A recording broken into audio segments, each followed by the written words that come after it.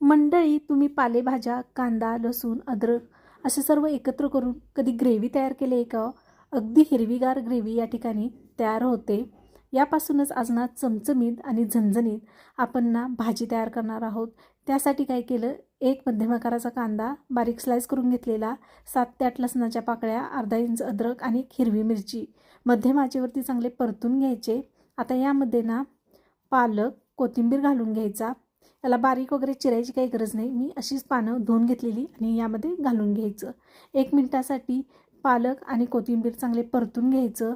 थोडंसं पालक कोथिंबीर शिजले की लगेच आपण अगदी बारीकमध्ये काढून याला थंड करायला तयार करून घेतलेली आहे. मसाला परतून घेतलेल्या कढईमध्येच आता आपण 2 चमचे तेल ओतून घेतलेलं आहे. यामध्ये 1 हिरवी वेलची, स्टार फूल, दालचिनीचे तुकडे आणि 1 चमचा जिरे घेतलेले आहेत.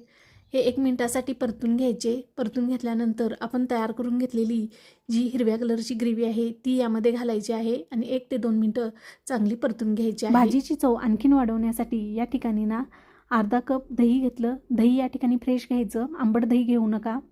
यामध्ये 2 चमचे पनीर मसाला घालायचा, 1 चमचा लाल तिखट घालायचं आणि अर्धा चमचा या ठिकाणी कांदा लसणाची चटणी घातलेली आहे.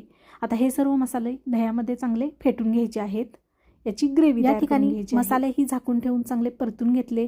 ग्रेव्हीला छानपैकी तेल सुटलेलं आहे. आता यामध्ये तयार करून घेतलेला दह्याचा जो मसाला आहे तो यामध्ये घालायचा आहे. या ठिकाणी ना 200 ग्रॅम मी पनीर घेतलेलं. आता हे पनीर ना आपल्याला तेलामध्ये चांगले फ्राय करून घ्यायचे आहे. झाकण काढायचं. ग्रेव्हीला मस्तपैकी तेल सुटलेलं आहे. आता यामध्ये ना आपण तळून घेतलेलं पनीर घालून घेणार आहोत. पनीर घातल्यानंतर ग्रेव्हीमध्ये चांगले मिक्स करून घ्यायचं आणि यामध्ये अर्धी वाटी गरम पाणी घालायचं. परत झाकण ठेवायचं आणि 2 ते 3 मिनिटं ही ग्रेव्ही परत आपल्याला शिजवून घ्यायची आहे. 2 मिनिटानंतर झाकण काढलं. यामध्ये चवीनुसार मीठ घालून घ्यायचं. मीठ मसाल्यामध्ये चांगले मिक्स करून घ्यायचे. परत झाकण ठेवायचं आणि 2 मिनिटं परत भाजी आपल्याला शिजवून घ्यायची आहे. बघा ग्रेव्हीला किती छान कलर आलेला आहे. मस्तच या ठिकाणी आपली ही भाजी बनवून तयार झालेली आहे. ही रेसिपी तुम्ही नक्की ट्राय करून बघा. आज ना मी डब्यासाठी ही अशी रेसिपी तयार केलेली आहे.